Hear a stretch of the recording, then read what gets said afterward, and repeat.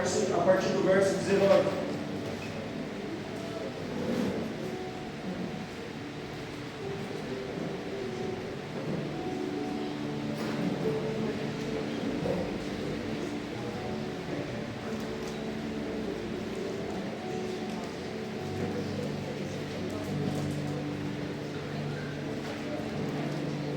Amém, meus irmãos? E com isso também você fica com dificuldade de dar o tema para falar. Ai, Jesus. Mas Deus é bom, diga. Ajuda o pastor, Jesus.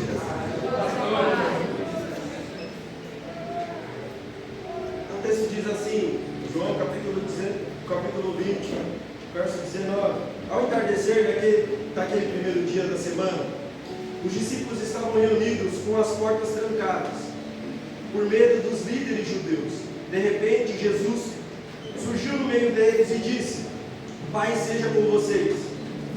Enquanto falava, mostrou-lhe as feridas nas mãos e no lado.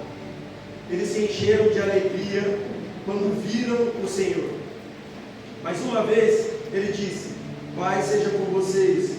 Assim como o Pai me enviou, eu os envio.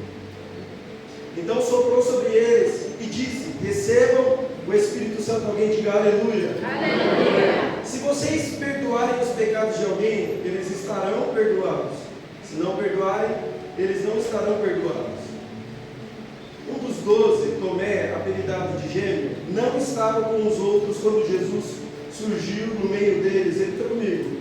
Tomé não estava junto com todos os discípulos. Eles lhe disseram: vimos o Senhor. Ele, porém, respondeu: não acreditarei, se não vir as marcas dos pregos em suas mãos, e não puser os meus dedos nelas, e minha mão na marca em seu lado. 8 dias depois, os discípulos estavam juntos novamente, e dessa vez, fala assim comigo, dessa vez, Tomé estava com eles. As portas estavam trancadas também, mas de repente, como antes, Jesus surgiu no meio deles. Pai seja com vocês, disse ele. Então disse a Tomé: ponha o seu dedo aqui e veja as minhas mãos. Ponha a sua mão na marca em meu lado. Não seja incrédulo, creia. Meu Senhor, meu Deus, disse Tomé. Então Jesus disse: você crê porque me viu. Felizes aqueles que creem sem ver. Amém? Amém. Então esse é um texto muito poderoso. No capítulo 20 acontecem muitas coisas. E se você costuma assistir série na Netflix, você também fica ansioso em ir para a próxima temporada quando é lançada. Amém? Cadê os crentes que gostam aqui da Netflix? Ninguém, tá vendo? Levantou até baixo. Você fica madrugada assistindo. Você maratona. No capítulo 20 acontecem muitas coisas. No verso 1 nós teremos a ressurreição de Jesus. E aí existem muitos acontecimentos. A pedra que, eu não sei especificamente quanto que ela pesava, mas era impossível que um homem só pudesse removê-la. Ela foi removida. E Jesus, que tinha morrido há 3 dias atrás, ressuscita, deixa o pano lá, e etc, etc. Mas também Jesus aparece para Maria Madalena. E o texto que nós acabamos de ler agora é a experiência de Jesus aparecer. Depois de ter ressuscitado, aparece para os seus discípulos. O texto nos diz que os discípulos estavam em uma casa. Amém? Eles estavam numa casa onde as portas estavam trancadas. E as portas estavam trancadas por um motivo só. Eles estavam com medo. Eles estavam com pavor, porque o mestre que caminhou com eles durante 3 anos e meio, onde eles colocaram a vida completamente nele, agora tinha morrido. E a Bíblia nos revela que eles estavam trancados com medo dentro daquela casa, porque eles estavam com medo dos líderes judeus. Agora eles estavam trancados naquele lugar. Mas Jesus aparece para eles. E é engraçado, Jesus fala a paz, eu ia ficar apavorado. Do nada, Jesus aparece, que a paz seja convosco. Não sei se você tem essa mesma percepção quando lê as Escrituras, mas, gente, isso daqui é de ter medo, chega a ser engraçado, porque a pessoa que você viu na cruz, dilacerado, que você acompanhou o sepultamento dele, agora aparece, e o motivo do seu medo é justamente a ausência dele, e do nada esse alguém aparece, atravessando a parede, porque a Bíblia não diz que as portas se abriram, o texto diz que Jesus apareceu para eles. Então eu prego essa manhã para você dizendo que a porta que o texto diz não é apenas porta física para nós, mas a porta é um símbolo de incredulidade, de impossibilidade, de coisas que nós já fechamos em nossa vida para que Cristo não tenha acesso. Mas eu quero dizer para você essa manhã que Jesus, Ele é capaz de atravessar qualquer porta que nós colocamos, qualquer porta fechada que nós colocamos por medo, por decepção, ou qualquer coisa que nós temos motivo. Ele atravessa essa porta e declara algo que nós precisamos ter nesses últimos dias: paz seja com vocês. Declara para a vida de alguém: fique em paz. Jesus está atravessando as portas da sua vida. Então veja, ele aparece para os discípulos. O texto continua nos dizendo que ele dá a paz para eles e libera o Espírito sobre a vida dos discípulos. E nós podemos aprender muitas coisas com essa experiência. Podemos caminhar por anos com Jesus. Nós podemos caminhar por anos com Jesus. Mas existe um dia que Ele deseja soprar sobre nós e nos encher completamente do Teu Espírito. Irmãos, na nossa caminhada cristã, nós precisamos entender que ela não é vista de maneira linear. Nós, homens do Ocidente, imaginamos a vida de maneira linear. Tudo tem que estar certinho, bonitinho, todas as coisas precisam acontecer no mesmo tempo. E o pensamento bíblico, ele é um pensamento oriental, usando a sabedoria daqueles homens que Deus escolheu para se revelar. E é mais semelhante como a estrutura de uma árvore mesmo, a raiz, que ela não é reta, mas ela sustenta uma árvore de pé. Você precisa compreender que nem todas as coisas da sua vida vão fluir de maneira linear, tudo certinho, tudo bonitinho. Às vezes a sua vida financeira vai estar indo de muito boa, mas o seu casamento vai estar ruim.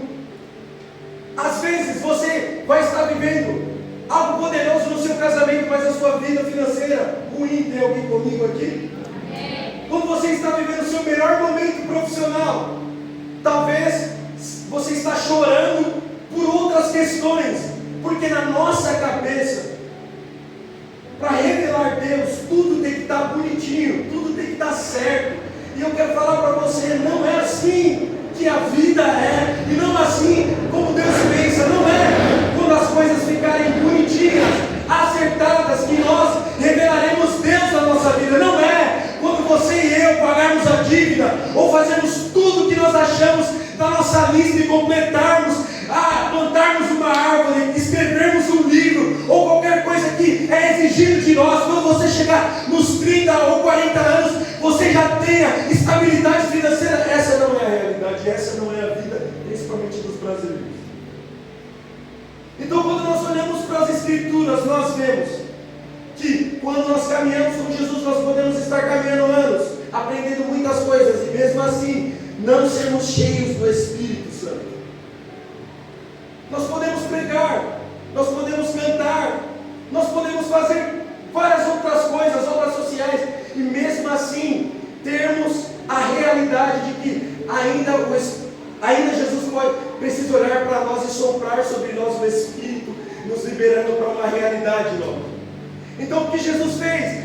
Ele sopra o Espírito sobre a vida dos discípulos, e o texto diz que agora, aqueles que estavam com medo, repita comigo, aqueles que estavam com medo, agora se alegram. Eu amo as Escrituras, realidade, qual é a necessidade de deixar sentimentos nos textos? Qual é a necessidade, se eu quero apenas contar uma história, de deixar aquilo que os personagens estavam sentindo? A Bíblia é extremamente espiritual, mas ela é extremamente humana também. Porque de fato, nós podemos viver no mesmo dia um mix do sentimento de estarmos com medo e depois sorrir. Nós podemos estarmos tristes e recebermos uma notificação do Nubank. Oh, glória! Quem gosta? Te amo, para mim é isso. Alguém comigo? Amém. Você foi fraco, foi fraco. Esse negócio de te amo e não tem ninguém. Brincadeiras à parte, mas o texto nos revela sentimentos para nos demonstrar que Jesus se importa com a forma que nós estamos, como nós nos sentimos. E aqui nós vemos, o texto nos revela que eles estavam com medo e agora ficaram alegres. Irmãos, é muito difícil se alegrar quando você tem um desafio, meu Deus. É muito difícil você sorrir quando você está encurralado com a realidade da sua vida. Quando você está chateado, não tem como. E a nossa maior chateação é: Deus não fez aquilo que eu queria. Minha vida não está do jeito que é para estar. Mas eu quero declarar essa manhã, o Jesus que atravessa a porta da sua vida, que sopra o Espírito, não para você falar churi, canta, labachuri. O Espírito que é derramado sobre você é para que você, no meio da confusão da sua vida, no meio da morte, no meio do luto, você consiga transicionar de realidade. Porque de fato, você não pode ser falso em Deus. Jesus não quer que você seja falso. Você precisa realmente expressar aquilo que você está sentindo. Deus age a partir do que você está sentindo também. Deus age a partir da verdade do seu coração. Você não precisa mostrar que está feliz, que está satisfeito com todas as coisas. Mas eu vim declarar essa manhã que Jesus aparece para você. Ele é o único que pode fazer isso. Você com medo, você com bico, e Ele transforma o medo em alegria. Ele transforma tristeza em alegria. Ele transforma medo em coragem. Ele transforma doença em cura. Ele é o único que pode fazer isso sem que a circunstância mude. Então veja, o texto nos revela que todos os discípulos estavam nesse lugar, nessa casa, mas existia um discípulo que não estava com eles. Quem era esse discípulo? Vamos lá. Tomé. Irmãos, em algum momento da vida de Tomé, obviamente a Bíblia nos dá respaldo sobre isso, mas ele se torna, na nossa boca ainda, nós temos um jargão: quando alguém não tem fé, não crê, quem que a gente fala que é esse crente? Tomé. Tomé foi taxado, ele recebeu um rótulo. É fácil nós identificarmos a partir da realidade das características de cada discípulo. Um rótulo deles: Pedro era o bravo, o arrancador de orelha. Mike Tyson gosta. João era o amoroso, era o que gostava de intimidade. Mas Tomé recebeu um título, um rótulo: esse daí não crê, ele só crê se ele vê. E de fato, nós precisamos compreender que existe uma realidade de que um ponto da nossa vida que nós também se tornamos como Tomé. E esse é um momento difícil da caminhada cristã, porque a pior coisa é você lidar com você mesmo e lidar com a realidade daquilo que você está sentindo mesmo. Irmãos, você não precisa fingir. Diga para alguém, você não precisa fingir. Uma das coisas que a religião não consegue lidar é com honestidade. Se você está mal, você está mal. E o Evangelho tem poder para confrontar essa realidade. A religião não. A religião vai pedir para você se comportar muito bem. E a gente ainda pensa assim, não, isso é fé, não. Existem momentos da nossa caminhada que nós não cremos, que nós paramos de acreditar, que nós paramos de sentir a presença como foi dito. E é esse momento que você precisa ser honesto com você mesmo, com Deus, e dizer, eu não sinto mais, eu não creio mais, eu não estou mais daquele jeito que eu era.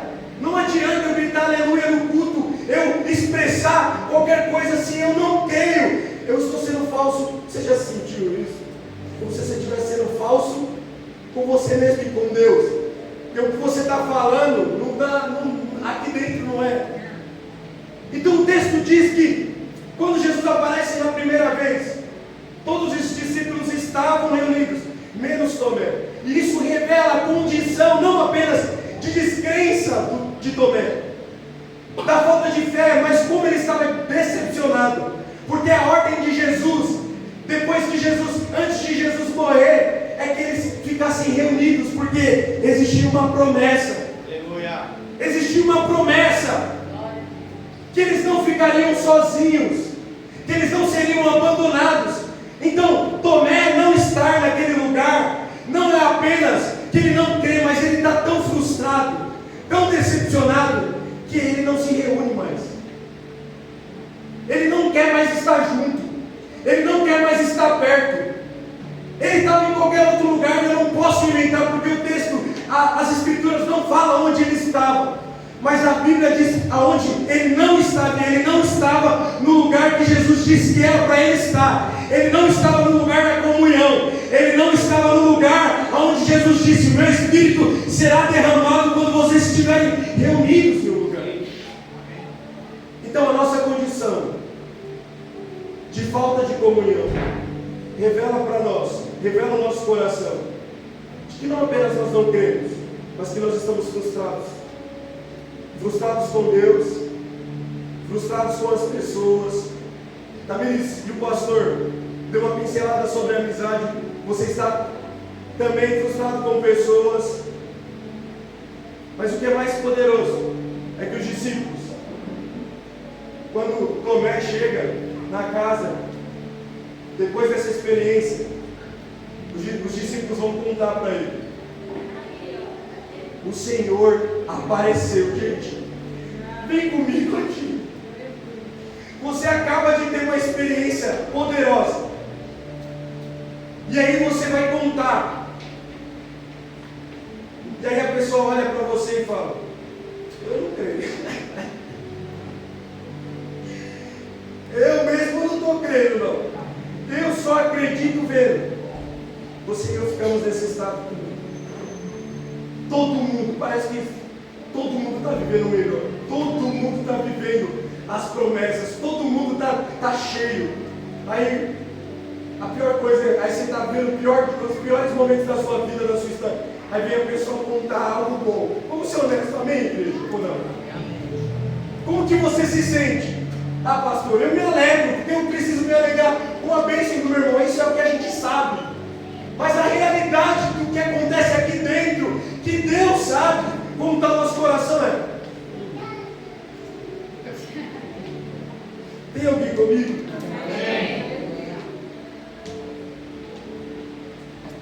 O miserável comprou uma casa, comprou um apartamento, eu não estou conseguindo quitar a dívida do meu cartão. E ele está contando testemunho. Então Tomé, ele é surpreendido. Os discípulos são surpreendidos por uma honestidade, de que eu não acredito. Eu só acredito se eu tiver a experiência. Se eu tocar, diga, eu só acredito. Eu só acredito. Se eu viver a experiência, se eu tocar. Irmãos, essa é a maior honestidade que nós podemos expressar.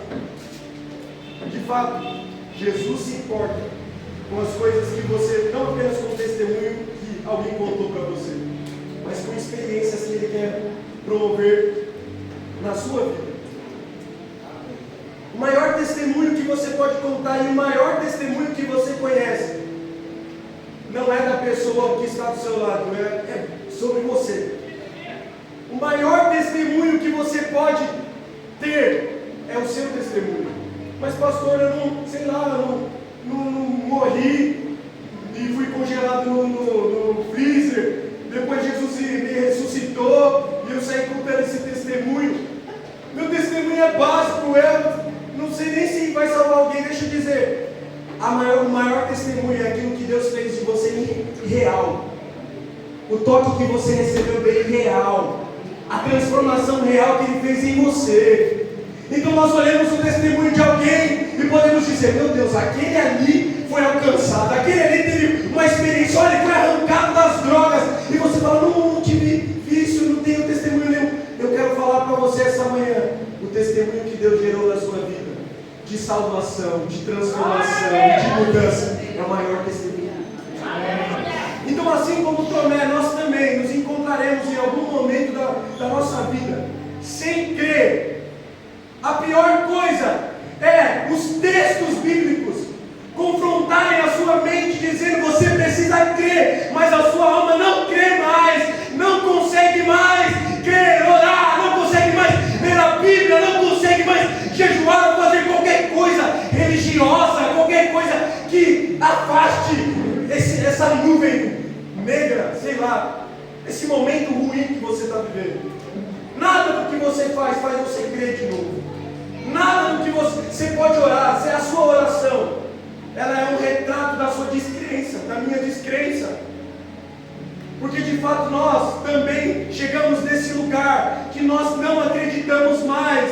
E o problema de Deus não é com você que não está acreditando mais, que perdeu as esperanças, que não tem mais força. Deus não tem problema nenhum. Jesus veio aqui essa manhã dizer, eu se importo com você, eu se importo como está o seu coração, mas a partir dessa incredulidade eu quero gerar uma experiência com você. Gente, só isso o Evangelho faz. Só o Evangelho faz isso. Produzir uma experiência sem que haja elemento em nós, meu Deus, sem que haja pressuposto em nós, sem que haja fé do tamanho do grão de mostarda, sem que haja 1%. O jargão é, se você tem 1% de fé, pode acontecer, mas existem dias que não tem 1%, existem estações que não tem nada para oferecer, não tem 5 pães, 2 peixinhos, não tem nada, você tem apenas o seu coração diante de Deus dizendo, eu não creio mais, desculpa Senhor, eu não creio mais. Pode o pastor falar, pode a intercessora falar que teve sonho, eu não creio mais, porque o nosso coração está ferido. Eu já estive assim, às vezes eu fico assim, você pode estar assim agora, e procurando um motivo, razão, e dizendo, por que está assim? Eu não calculei certo, eu tomei essa decisão errada. Deixa eu dizer, Deus é especialista, Jesus é especialista aqui, a partir da frustração, gerar uma experiência que marcará a sua vida, e nunca mais você contará testemunho de ninguém. Pedro precisou viver a frustração, para poder ter a maior experiência da vida dele. Qual que foi a maior experiência da vida de Pedro, pastor? Alguns podem dizer, ele foi o único discípulo que andou sobre as águas. Ouso dizer para você que alguém pode andar sobre as águas, mas depois abandonar e esquecer daquilo que viveu. Alguém pode ser cheio, pregar, fazer milagres e esquecer tudo o que viveu, mas uma pessoa não esquece como você fez ela se sentir. Nós nunca nos esqueceremos das pessoas que nos marcaram. Nós nunca esqueceremos das pessoas que de alguma forma nos tocaram. E a maior experiência de Pedro, para mim, desculpem os pregadores aqui, melhores do que eu, mas para mim, a maior experiência de Pedro foi Jesus ir lá para a praia buscar ele, gente.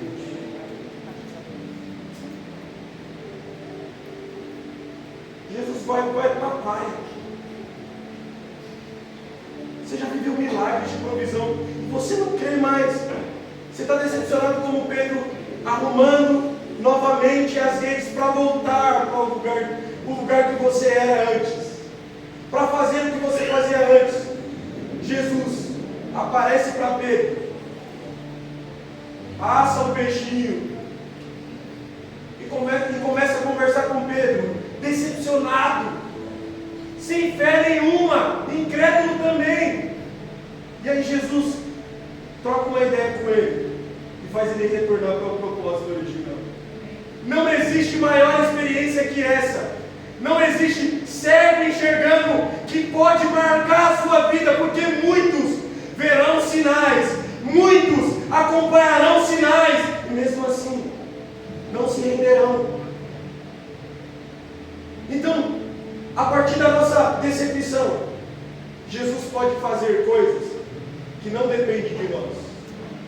Coloque a mão no ombro de alguém e diga: você está no cenário perfeito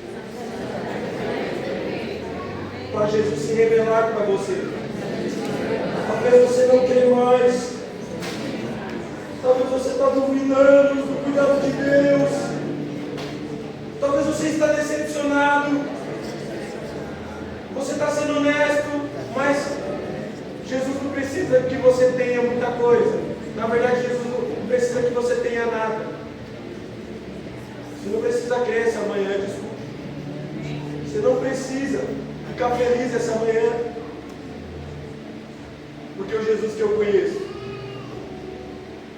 Ele vai nos quebrados, sem esperança nenhuma, que não tem força, que não tem mais esperança, que estão com medo, e Ele produz a experiência. Então, Tomé, esse homem que foi taxado como que não crê mais, desafiou não apenas a realidade da ressurreição, mas desafiou a experiência dos discípulos também.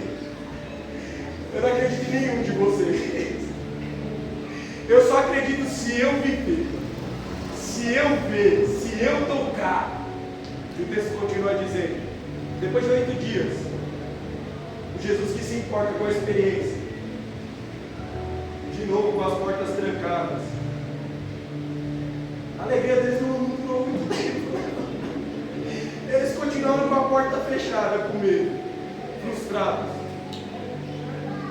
Depois de 8 dias, Jesus aparece novamente. E agora, diga comigo, agora, Tomé está lá, com todos os discípulos.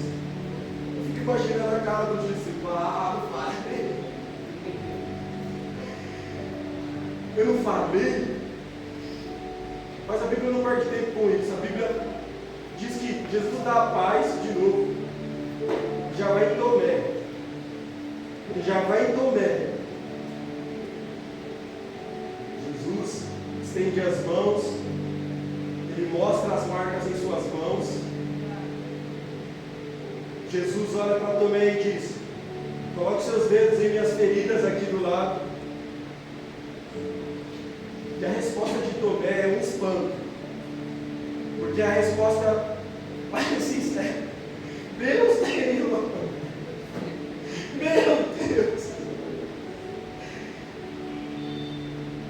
Jesus se apresenta para Tomé, entrega para ele convicções que ninguém pode dar, entrega para ele uma experiência que não dá para ter se alguém falar para você. Essa experiência da ressurreição de Jesus só pode ter quando você tem a revelação de Cristo em você, quando Jesus se apresenta para você. Porque de fato, o que é as aflições que nós estamos passando nesse presente? O apóstolo Paulo fala que nada, não é nada comparado com a glória que será revelada. E que glória é essa? Ele está falando exatamente da glória, da revelação, da ressurreição de Cristo. Porque para Tomé a morte era o final de tudo. Para Tomé a morte acabava o propósito. Para Tomé a morte era o fim. E estava ali o Cristo ressurreto, com o corpo glorificado, com as marcas em seu corpo, dizendo para ele: toque, experimente, veja, a morte não é o final.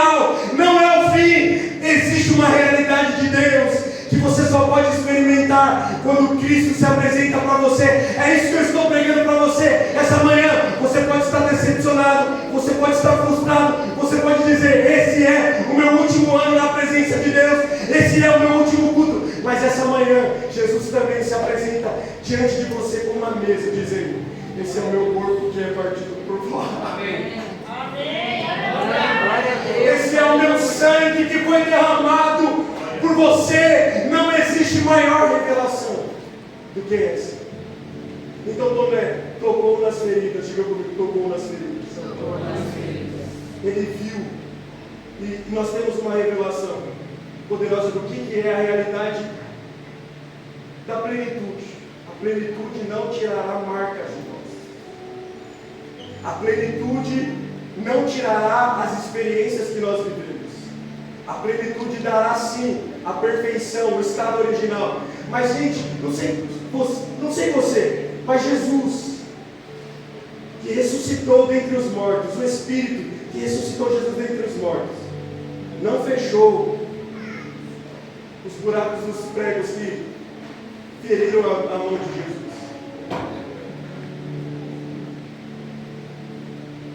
O Espírito que é poderoso, que levantou Jesus do túmulo, não fechou o lado de Jesus. Ele continuou com as feridas, mas agora saradas. E o texto de Isaías diz que por suas pisaduras nós fomos sarados, por suas feridas. Deixa eu dizer algo para você: existem muitas marcas na sua vida que não vão desaparecer. Testemunho não é não ter cicatriz. Testemunho não é não ter acontecido. Testemunho é, mesmo depois de ter acontecido, mesmo depois dos cravos nas mãos, você apresentar aquilo que te feriu como um testemunho e dizer: aconteceu comigo, mas Jesus me curou. Ele transformou minha vida, Ele mudou a minha história. Eu tenho um testemunho. As marcas que você carrega na sua vida não são vergonha. As suas quedas também não são vergonha. As suas quedas, as marcas, as decepções são um canal para que Deus manifeste a glória dele, dizendo: um dia alguém caiu aqui, mas não permanece caído. Alguém aqui traiu, mas não continuou um adúltero. Um dia alguém aqui bebeu, alguém aqui traficou, alguém fez tudo de errado, mas não permanece nesse lugar, porque o poder da ressurreição transforma feridas em pus, em feridas saradas, que gera testemunho para curar outras vidas. Irmãos, o seu testemunho, que é uma história não muito legal, pode ser o lugar que Deus vai te usar para tocar vidas. A igreja precisa lidar com realidade e não com o que deveria ser. Eu sempre repito isso aqui: existem coisas no seu testemunho que, se as pessoas ouvirem, elas não te considerarão mais do jeito que elas consideram você agora, porque elas criaram uma ideia sobre você, quem você é agora, mas elas não sabem quem você era antes. Elas não têm ideia. Elas não têm ideia. Você não era tão bonitinho assim. Do que você fez. Meu, aquela irmã era isso? Não vou deixar o meu marido perto dela. Fulano era desse jeito. Se olhar para minha mulher. Porque nós lidamos com o que deveria ser. Deveria ser que ninguém aqui tivesse um passado, né? Ninguém aqui tivesse uma marca ruim. Mas essa não é a realidade. E o que Jesus está nos ensinando a partir desse texto é que Ele não tem problema de lidar com o que é. O que é? O que está acontecendo agora? O que está sentindo agora? Ele atravessou a porta, deu a paz, gerou a experiência e depois nos revelou algo que não tem a ver com o Tomé, mas tem a ver comigo e com você. Aleluia. Esse texto para mim tem mais a ver comigo e com você do que com o Tomé. Porque ele disse: você só creu porque você viu. Você só acreditou, Tomé, porque tem evidências à sua frente. Mas bem-aventurados aqueles que não viram e creram. Deixa eu ver você. Hoje nós as séries, nós temos filmes que nos dão ideia de como foi a crucificação. Acredito que a maior representação é o filme do Mel Gibson, do sofrimento que não chega perto realmente do que Jesus sofreu. Quero dizer para você que o texto é mais sobre nós do que Tomé, porque nenhum de nós aqui estávamos no dia da crucificação. Nenhum de nós aqui vimos a pedra rolar. Nenhum de nós aqui, Jesus apareceu fisicamente, mostrou as feridas. Mas no domingo de manhã, você que diz, obrigado, você que diz, eu não tenho fé, eu não acredito mais. Não tem nada, pastor, mais. Não tem mais nada em mim, não tem esperança, não tem fé, estou desgostoso. No domingo de manhã que você poderia ir para o Parque do Carmo, no domingo de manhã que você poderia ir para qualquer lugar mesmo sem dinheiro, você escolheu crer que Jesus vive. Amém. Que Ele ressuscitou. Você só está aqui por isso. Você olha para o pastor e diz, eu não tenho mais fé, mas você está aqui sentado ouvindo pregação sobre esse Cristo que ressuscitou. Você olha para o pastor e diz, pastor, não tem jeito mais, não vai dar mais, mas você acorda de manhã cedo, é carregado para cá, para esse lugar. Enquanto os louvores de Jesus é fiel, você até duvida. Nas horas escuras da minha vida, Jesus não está lá. Mas você fica 2 horas sentado, louvando, sentado em pé, louvando e adorando. Deixa eu dizer, esse texto não é sobre o Tomé. Esse texto é sobre você. Você sem fé, sem coragem, sobre qualquer outra coisa, está sentado aqui na minha frente. Eu queria que você desse uma aleluia. Eu queria que você desse um glória a Deus. Você se arruma de manhã, chateado. Deus me respondeu 7 semanas no monte. Deus não fala, não vi prego nenhum, não vi ferida nenhuma. Mas você está aqui. A experiência só demorou porque Tomé não estava. Tomé não estava. Tem alguém aqui comigo? Tem alguém aqui comigo? A experiência só demorou porque Tomé não estava na primeira vez. Ele não estava o evangelista Rafael, o evangelista Robson, os caras manjam de Bíblia, o evangelista Rodolfo. Ele não estava. Eu não creio, eu não tenho fé, mas eu estou. Eu estou aqui. A experiência acontece com quem está. Amém. E o mais poderoso é com quem está. E quem está ausente? Ele aparece de novo quando essa pessoa voltar para o lugar. Porque Jesus vai aparecer cada vez que nós nos posicionarmos no lugar que nós deveríamos estar. Eu tenho vontade, não interessa a sua vontade. Eu tenho desejo, não interessa o seu desejo. Eu estou fazendo tudo certo, não interessa. Você precisa estar no lugar que Ele disse que voltaria. Então, essa manhã, o Senhor aparece para você também. Amém. Jesus vai nos lugares mais escuros da sua vida e revela o poder da ressurreição. A morte não é o final. A morte não é o final, mas sim o início.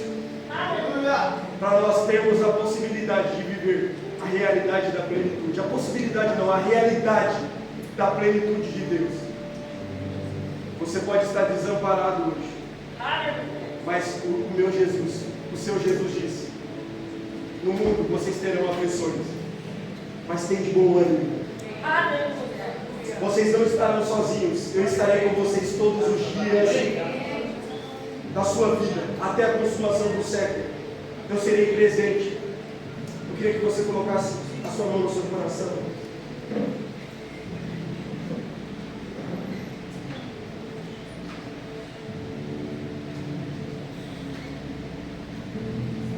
Jesus, muito obrigado.